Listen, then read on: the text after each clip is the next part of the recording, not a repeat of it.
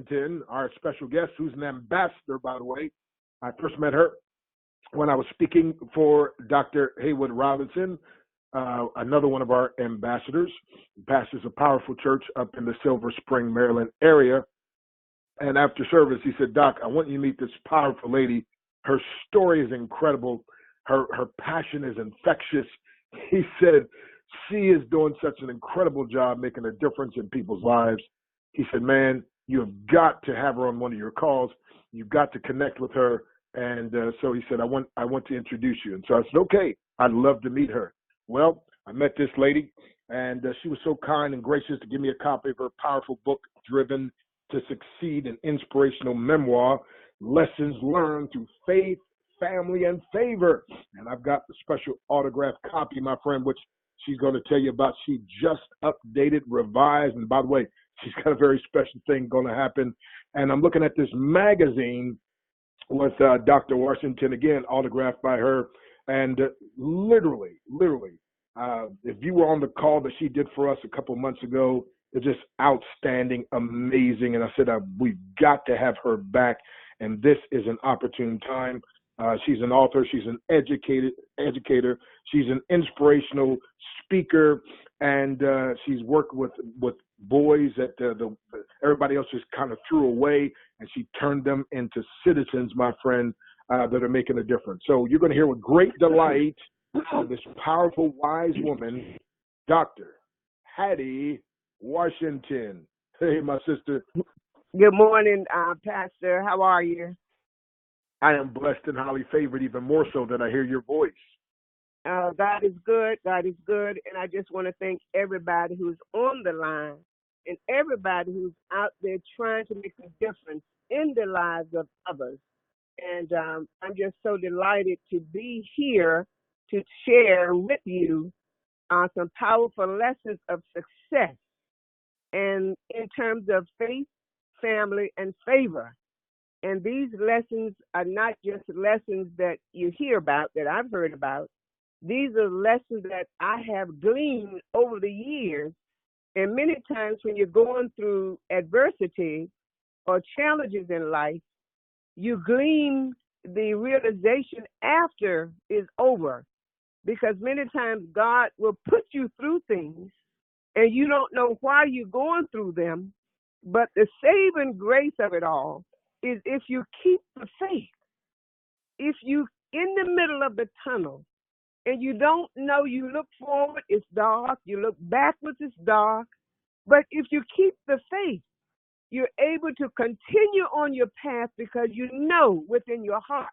You may not know it in your head, because if you're the type of person that I am, and many people are, you got to try to figure it out. You got to know the answer before you get there. And that's where faith comes in.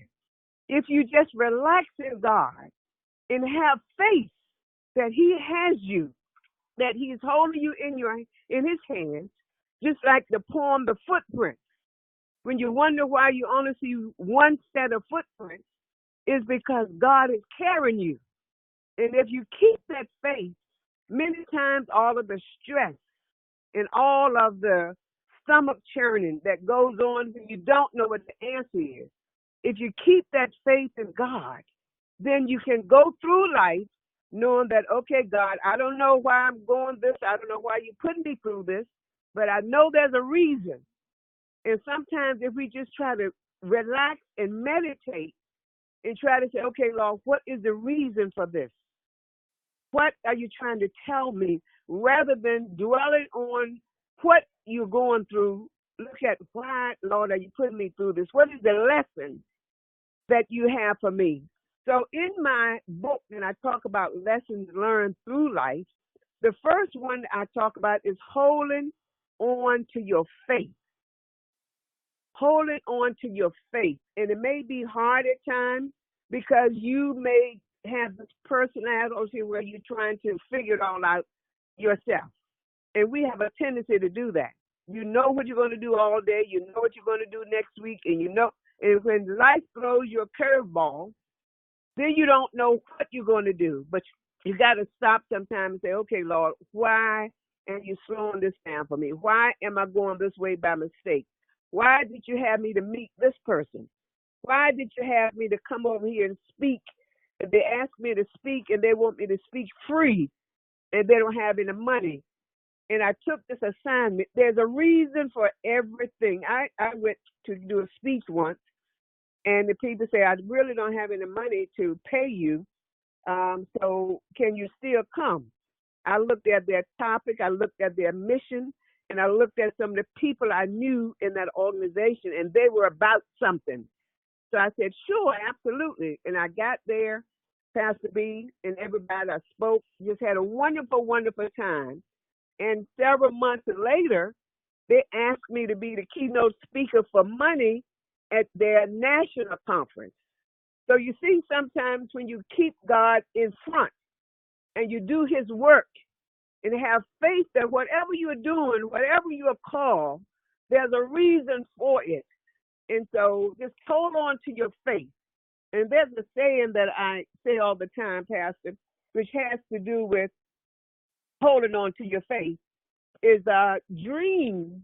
If you have a vision without action in your vision, is just a dream. But if you have action without vision, you're just wasting time. But if you have vision with action, you can change the world. Now, let me repeat that. If you have vision without action, it's just a dream. You're just thinking about something, but you haven't put any action to it. But if you have action without vision or without a plan, you're just doing things, that's just wasting time. But if you have vision with action or an action plan, you can change the world. And that's why, Sharon Parker's on this line and several other people who are out there making a difference in the world, because not only do they have a dream, they have a plan, and they got faith that they got what it takes in order to make a difference in the world. So faith is so important in a person's life. And then the next thing, I have a saying that says, if you pray, don't worry, because God has you. But if you worry, don't pray, because praying and worrying together just wasting time and wasting your energy. So don't do both. So if you have faith, just pray and leave it in the hands of the Lord and do what he tells you to do, and then don't worry about it, because then God is going to keep you according to John 10:27. Says, my sheep hear my voice, and I know them, and they follow me. So you got to hear his voice and follow him. And then say, so faith comes from hearing, and hearing through the word of Christ. That's Romans 10:17. So both Bible verses learn that when we listen to God and hear God's voice, he will direct our path. So that's a major lesson, Pastor B, and everyone, in terms of keeping the faith. Now, the second lesson I talk about in my book is tell people how much you appreciate them and how much you love them while they are yet living. We've got to do that, because many times each of us has persons in our lives that have made a difference in our life. And we go around and we try to emulate them. We try to sound like them. We try to dress like them, because they made an impact on our lives. And you see them and you say, oh, that's my mentor. But you never told them that you're emulating them. You never told them how much they influenced you, how much of an impact they had on you. But you are utilizing their energy and synergy. But many times we don't tell them, and I'm guilty of that myself. I have several people I emulated because my mother died when I was 3. And so I saw people that I thought, oh, wow, maybe my mother would be like that person. Or maybe my mother would be like that. And I would emulate either the way they talked or the way they dressed or the way they walked, because I said my mother would probably be like that. And then when I got ready to tell some of these people, when I got grown and achieve what the Lord had me to achieve, some of them had already passed. And so I thought, oh my goodness, I really should have given them their flowers while they yet lived, so they would know the influence they had on me. And so I just believe that many of us are walking around emulating people that we admire and who influenced us, whether it's your third grade teacher, whether it's your pastor, whether it's your first lady. And we never walked up to them and said, I just want you to know that I've been using you as a mentor for years.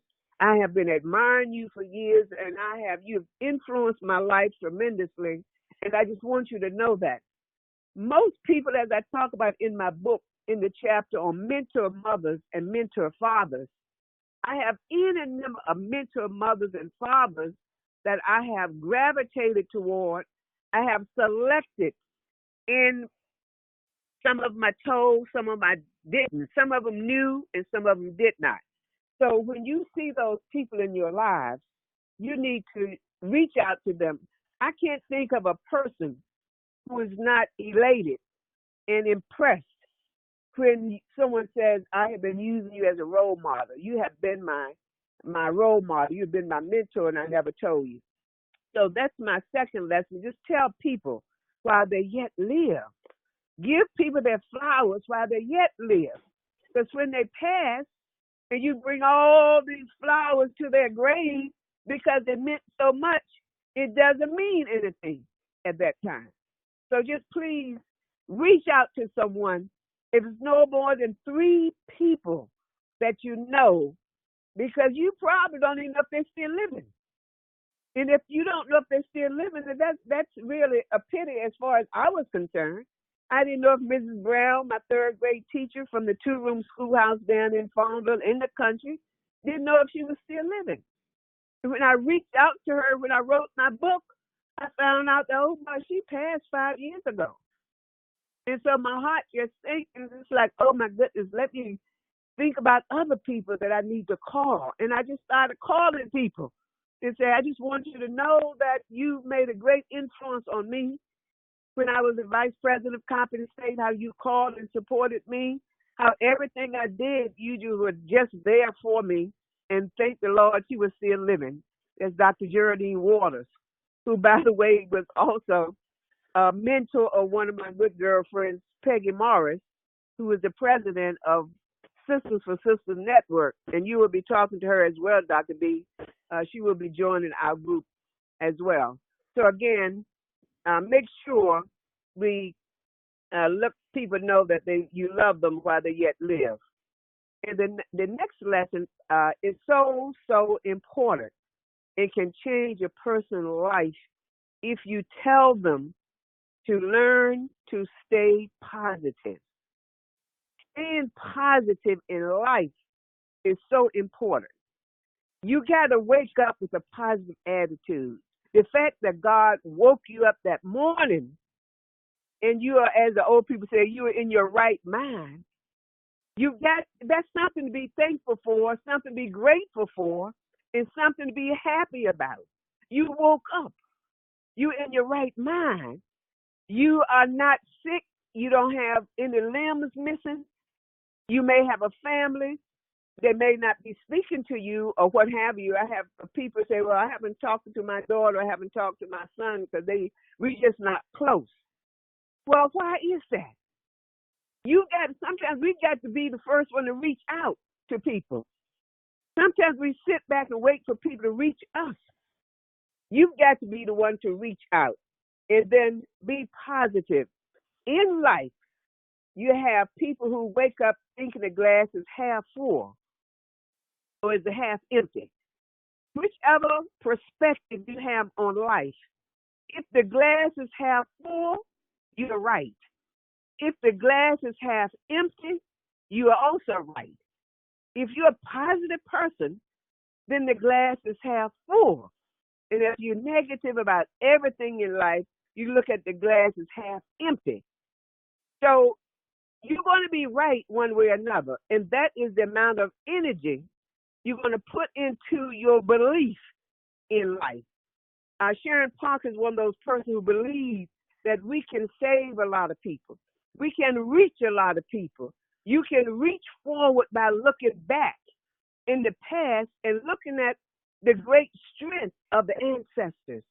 They brought to the table things that young people don't even know they struggle through to get to where we are. And if you can appreciate history and look back over history, you won't deem to repeat the negative part of history that we struggle through. But you can appreciate history.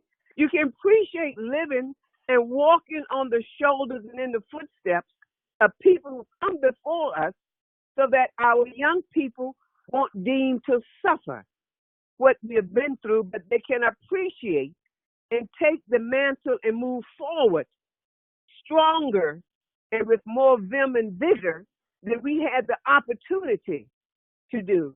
So therefore, you got to stay positive in life. And I often say, as African Americans, and to look at what we've been through and not to be angry about where we find ourselves in our status of life when we could have been accumulating generations of wealth rather than working for someone else and being abused and accused and raped and so on. If we had our wealth, if we weren't taken back into slavery, just think about what we could have accumulated.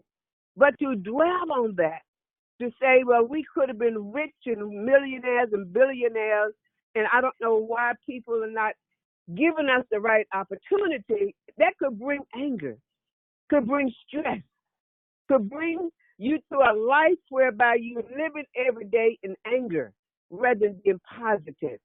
So when you wake up in the morning and look at what we have been through, what we struggled through, and we survived, our ancestors survived, that is a way for you to be positive about where you find yourself. You have the opportunity. And I think God has, excuse me, because it gets personal and passionate about why I do what I do. Because we have so many people out there with potential. They have so much potential. And you talk to them, and they're so negative about life. And you try to say to them, look at the struggle. Our ancestors have done it. So why are you here now, not taking advantage of the opportunities that are before you? You don't have a reason not to take advantage of the opportunities. I think about my two-room schoolhouse where we didn't have running water. We had an outhouse. Yet we knew we had to study. Even then, we knew that education was important. We had books with the backs off of the books, came from the white school. But we had books, we had words written in the books that were dirty words because I guess people knew we were going to get the books. You'll overlook those curse words in those books and you read the content of those books. So stay positive, young people. Stay positive, people. Go forth every day and find at least three people that you can compliment. You can say something. When I was teaching, I told my teacher, every kid in your classroom, and I tell parents the same thing when I talk to parents, give your kids 3 compliments a day. Find something positive to say to them every day. 3 compliments. Teachers, give each kid 3 compliments every day. If it's no more than, oh my goodness, I'm glad you came to school. Oh, I'm so glad that you did your chores without me telling you. Find 3 things every day to give anybody, whether it's your mother, your father, a person, your neighbor. Just try to find 3 positive things every day to give to somebody.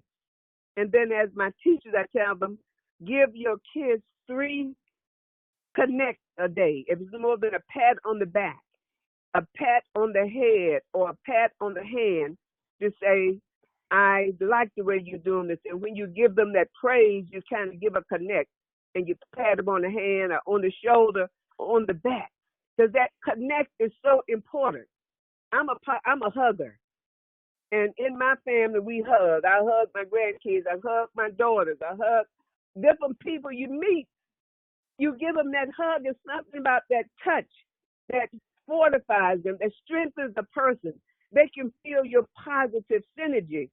And so those positive things are so very important. I remember when my daughter was in college at Norfolk State, and I was the vice president of Coppin, and we were supposed to say goodbye. Every time we say goodbye, we hug and kiss.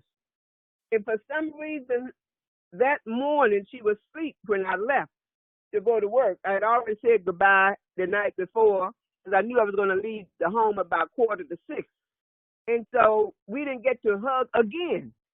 Well, she came all the way to Compton State University where I was just to get that hug and to say, Mom, I'm getting ready to get on the highway. Goodbye. And I said to myself, now she's driving all the way to Compton, the opposite direction, just to get that hug to fortify her to say, I'm getting ready to get on the highway driving back to Norfolk State. So again, it's something about a hug. If you meet a parent or kid and you don't hug them, it's like, well, I wonder what did I do wrong? And I remember when I was teaching my foster boys and raising them, when we would get a hug every time I would see them. But if they knew they had done something and they were not on my best side, when they got ready to hug me, I said, let's talk. Let's talk. And they said, I don't know what I've done, but I had it, didn't give me that hug. So again, hugs are so powerful and so positive for people.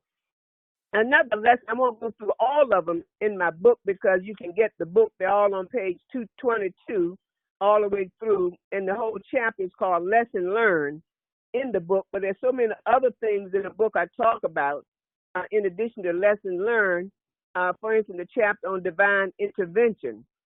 In your life, if you keep the faith, there are going to be divine interventions in your life that you may not understand at the time, and you may not understand why you're going through it, and you will find out later that God had intervened in your life, and you were doing that. I just have to tell you about this one story, and past, I don't know how much time I have. You have to let me know. But the one story, I was working on my doctorate degree, and I call it the doctorate, the dilemma. And I had this unyielding urge to finish in December rather than in June. And I don't know, I can't explain it, but I just had this, like I was out of body, levitating. I was just writing all night, and I would get up in the morning, take a shower, get the girls breakfast, and then I would go to work, go to school, come back, stay up all night working again on this dissertation. And for 3 weeks, I did not go to bed. I just had this energy. I couldn't sleep. I had to finish this dissertation in December. And my mind kept saying, why are you trying to finish in December? You don't really have to. You don't have any timeline. Why are you? But this my mind kept saying to me, but I was out of body. I couldn't control working and stand up to finish this degree. The thoughts were coming. The mind was going. I couldn't stop writing. And during that time, we didn't have computers. I had to write everything on a yellow legal pad for my typist to type up the next morning. I would drop it off at her home, pick up what she'd already typed, and I was on a roll. I couldn't explain it. Finished my dissertation in December. March of the next year, my father had a major stroke, completely paralyzed. And I became his number one care provider, power of attorney, had to do everything from arranging his hospitalization. When he did come home, arranging the home health care nurses, taking care of his bills, his bank account. So I would do all of that and still had a full-time job. And then it hit me. It hit me. That's why God gave me that uncontrollable energy back in December, all through the fall, because he knew what was going to happen. For the next 2 years, I took care of my father, and I wouldn't have ever finished because it was just too. Wouldn't have had the time because for 2 years after that stroke, I made sure I took good care of him. I almost moved in. I would really go by there at about 5 o'clock in the morning, make sure it was fed and everything. Then on my way to work, and then from work came back, stayed to midnight to 1, 2 o'clock in the morning. So divine intervention. When things happen in your life, you gotta look down the road and say, now I know why God gave me that energy back then, because I couldn't explain it, why that happened. So you got to know that God has things in your life. If you have a purpose, you have a passion, and you got to be persistent to know what God has for you. What is your purpose in life? Everybody has a purpose. And when you find your purpose, like Dr. B, your purpose is helping people to get healthy and wealthy and wise through what you have found to be free mark. And I'm blessed that I've been able to find that through my pastor because of the faith that I have in him as a man of God and his first lady. When they told me about the hydration drop, it's like ordinarily I would say, oh, yeah, right, just one of those things. All right, thank you, appreciate it. But because I had the faith in them and I saw the difference in them, my first lady's lost weight, and I can see the difference, and I can see the glow, and I can see my pastor. So not only did I have faith in them, I could see the difference in them. And then I'm blessed that everybody I have told about this program have faith in me, number one, because they know who I am. I don't stand for any foolishness. When I tell you something, you can go to the bank on it. And I'm a person of my word. So that's why I'm so pleased to be a part of the success of the people in this program, not only to get healthy, but the compensation plan in this program is unheard of.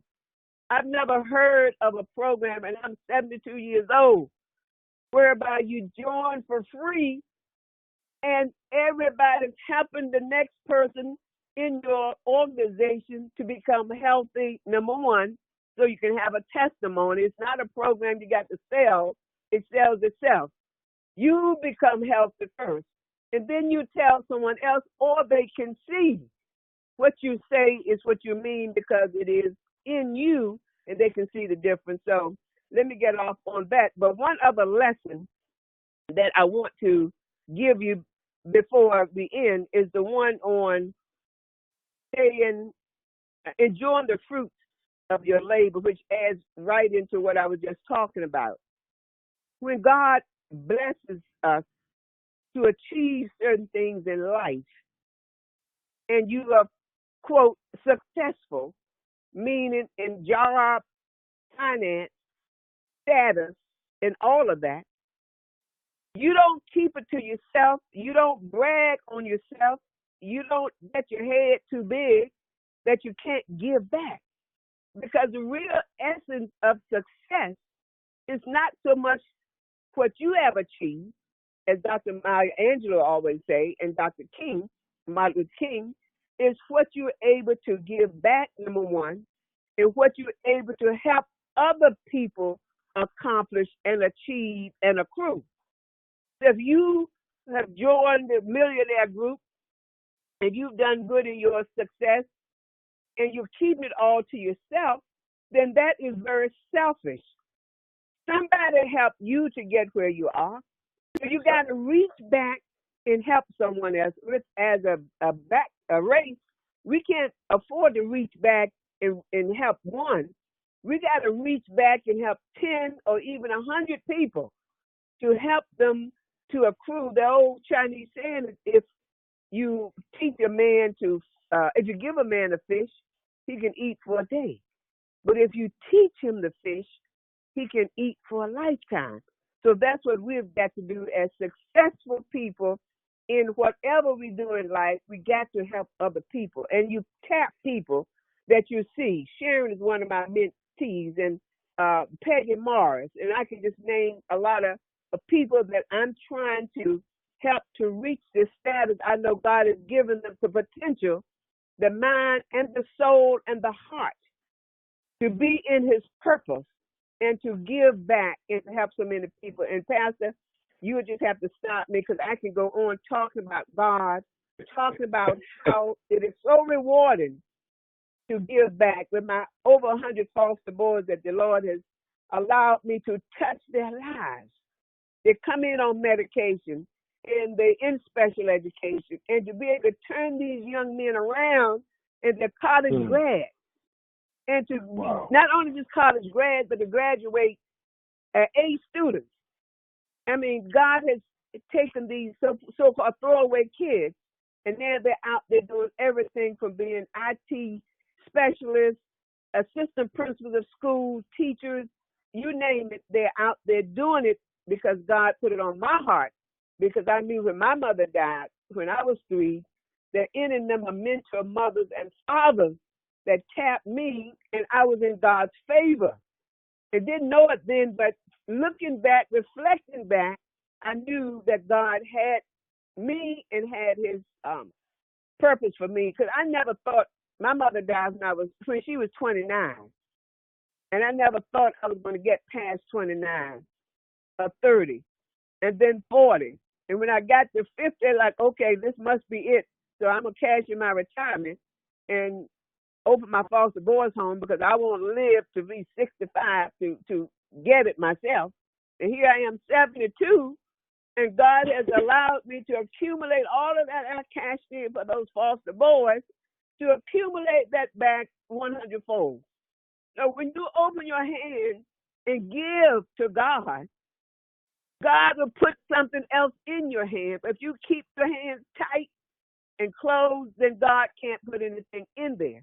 So that's one of the reasons, Pastor, I'm sharing these hydration drops to everybody who can listen, because there's nothing but a healthy way for people to get hydrated. And in this hot weather, I've had a friend who passed right out and went to the doctor. Doctor said, the only thing that's wrong with you, you're dehydrated. And so she stayed in the hospital for 24 hours just getting fluid, which is nothing but distilled water and saline, which is what we tell people to drink with the hydration drop. Distill water and put your drops in your water, which makes the water 4 times effective that goes into your cells. Most water you drink, the regular water, just goes straight through your body. And because our cells are so, let's say, solid, and you break the water up, H2O breaks the water up, and the hydration drops have the hydrogen to go into your cells, which makes it finer, and 4 times the strength, and it hydrates the cells, not just the body. And so that's what the hydration drops do. And you know, Pastor, you said I was a ambassador. I really was not thinking about accruing and achieving levels. I was just interested in helping the people I knew and loved, which I started with my family. Even my granddaughter, who was on the hydration drops, who's in New York dancing, she called and wanted to know, Grandma, would you please send me some hydration drops because I'm out of them? And she could see the difference in her energy level as a dancer who dances like 10 to 12 hours a day. And so I thought that she's only 16 and she can tell the difference when she's not on her hydration drop. So I just urge everybody out there, if you drink water is going to be more effective and more hydratable to have the hydration drops to put the alkaline level in the water at the most superior level of water that you can drink. And as you know, no bacteria and disease can survive in a body that's alkaline. So people buying alkaline water in the store, etc., but it's not nearly as pure and effective as the hydration drop. So out of all of the powerful lessons of success I can give people in terms of their faith, their family, and favor, you've got to have faith in the person who brought you to the table to know about the hydration drops. Your family is number one. So you want your family to all be healthy, and that's what I did, started with my family. And my cousin in Virginia Beach, his wife in Virginia Beach, my nieces and nephews, and on the hydration drops, and they are feeling healthy, they're looking better, they're feeling better, and when they see me, they give me an extra hug because they thank you so much for introducing me to the hydration drops. In favor, God has favored you to know about these drops because everybody doesn't know this is a exclusive product. You just can't go to the store and buy it. You only get it by word of mouth. So the movie stars have known about it for years. Doctors have known about it for years because they got to stay hydrated and healthy because they're around a lot of diseases. Now pastors are finding out about these hydration drops because they preach and expend so much energy when they preach.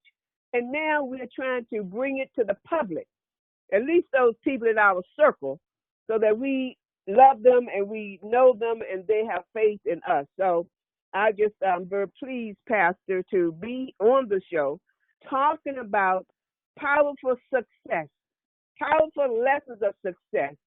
And these lessons can go across the board. Whether you're doing a business, you got to be have lessons that you've learned. You got to have faith.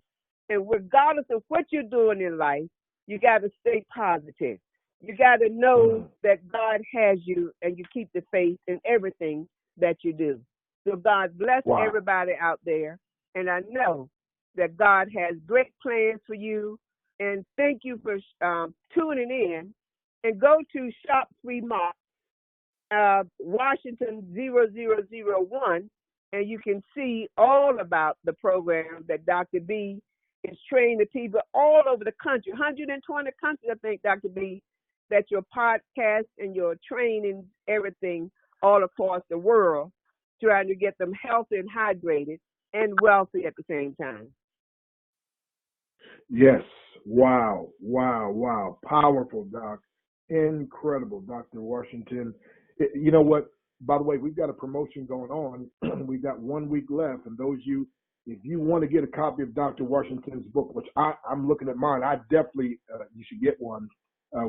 Pastor Kenny, let's go ahead and make an executive decision, and that'll count as a point to the promotion if they get that. So if somebody wants to get a copy of your book, now I know you just revised it, updated. I mean, you put a little extra spizzerinctum, and they'll get a special gift also. How do they order the book? They go to my website, www.drhnwashington.com. That's www.d as in Dr. drhnwashington.com, and you click on Amazon and on my website. The reason we do that because the old book is on Amazon, and if you just go to Amazon.com, you may get the old book and you think you're getting a new one. So if you go directly to my website and click on the Amazon link, it goes directly to my revised book, the hard copy and the paperback, and you'll be getting the right book. And the ebook will be out by the end of July. But right now, we're trying to have 100 books sold within 10 days, and that will put my new company, Washington Publishing Enterprise, on a I would think a gold list with Amazon. So we really want all of our friends to purchase the book right away because it was launched on Tuesday the 23rd. So we want by the end of July to have sold 100 books by Amazon. It's very important to sell them by Amazon because if you get them at a book sale or what have you, that doesn't count as far as Amazon is concerned. We want 100 books bought on Amazon by, let's say, July the 30th. And so we can reach, my publishing company can reach the level of recognition because I want to start publishing other people's books. So I want my company right out of the gate to reach that level of 100 books in 10 days. Wow. So again, folks, go to www.dr, like doctor, HNWashington.com. I'm there now. So www.drhnwashington.com, and you'll see right on the right where it says Amazon for the revised edition. There you go. Just click there. Yes, you just click there, and you'll see Dr. Hattie there smiling with her powerful red suit on. Go ahead, girl. Amen.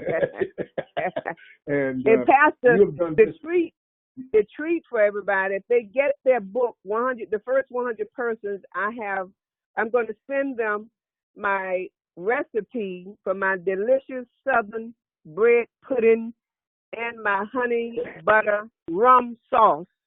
So when they purchase the book and send me their receipt to my email, that's ahpkids@aol.com. A as in aunt, H as in Hattie, P as in place, Aunt Hattie's place, ahpkids@aol.com. I will be sending them my beautiful bread pudding recipe and the honey butternut sauce, which has been a popular demand request.